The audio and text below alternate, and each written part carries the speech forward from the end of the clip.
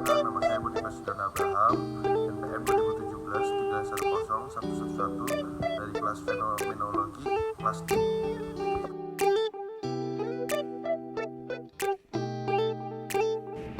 Di video kali ini dalam rangka UAS Fenomenologi saya akan membahas beberapa hal terkait yang pertama agama sebagai faktor perhatian masyarakat Indonesia. Kemudian ada perkembangan keagamaan dalam masyarakat Indonesia sebelum pandemi. Dan yang terakhir adalah fenomena beragama dalam masa pandemi. Seperti yang kita tahu bahwa di Indonesia memiliki keberagaman agama, mulai dari Katolik, Kristen, Islam, Buddha, Hindu, hingga Konghucu. Penganut tiap agama diharuskan untuk mempraktikkan setiap ajaran-ajaran yang diberikan untuk kehidupan sosial mereka. Hasil praktik ajaran agama menjadikan fokus perhatian masyarakat Indonesia dengan beberapa alasan yang akan dibahas di sini. Kenapa sih agama menjadi perhatian masyarakat Indonesia? Alasannya adalah karena agama berfungsi sebagai edukatif, agama berfungsi sebagai perdamaian, dan juga agama berfungsi sebagai sosial kontrol di kehidupan masyarakat.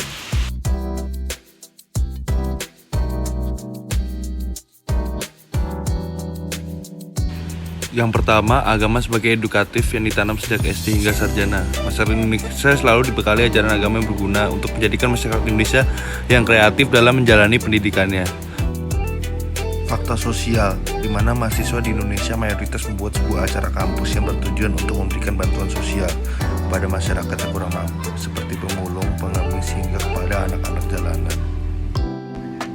Yang kedua, agama sebagai perdamaian.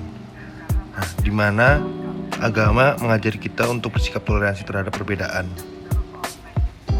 Fakta sosial, menghormati agama lain dengan menghargai hari raya agama lain. Seperti salah satu contohnya, mengucapkan selamat Natal untuk umat Kristiani, mengucapkan selamat Lebaran pada umat Islam, dan lain-lain. Yang terakhir, agama sebagai sosial kontrol, di mana masyarakat Indonesia dapat bertindak sesuai etika moral, dan juga dapat berpikir kritis dalam melakukan tindakan, dan juga bisa bebas bertanggung jawab atas segala perbuatannya.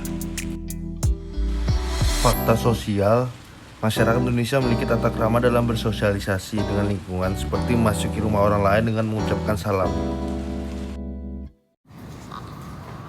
Perkembangan keagamaan dalam masyarakat di Indonesia sebelum pandemi ini, di mana sebagian masyarakat sudah mulai menghargai perbedaan agama dan menjunjung tinggi sikap toleransi, seperti pada contoh orang-orang non-muslim mengucapkan selamat Lebaran kepada umat muslim yang merayakan.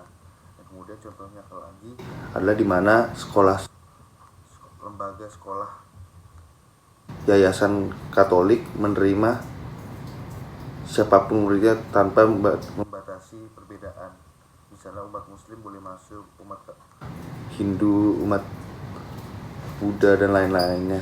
Itu salah satu dari contohnya, dan masih banyak lagi contoh yang lainnya. Tapi sebelum pandemi ini, banyak kritikan-kritikan terhadap peran agama terhadap masyarakat Indonesia yang bisa dibilang menyimpang. Dan apa aja sih kira-kira yang bikin agama ini dikritik oleh masyarakat Indonesia sendiri? Kita akan bahas di sesi selanjutnya.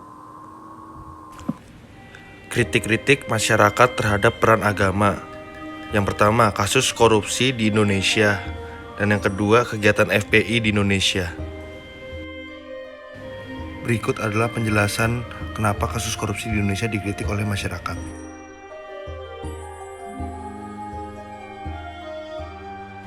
Kasus-kasus korupsi yang pernah terjadi di Indonesia.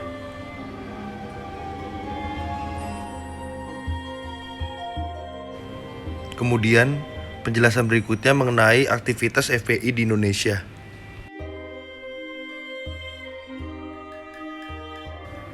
Berikut beberapa gambar aktivitas FPI sebelum pandemi.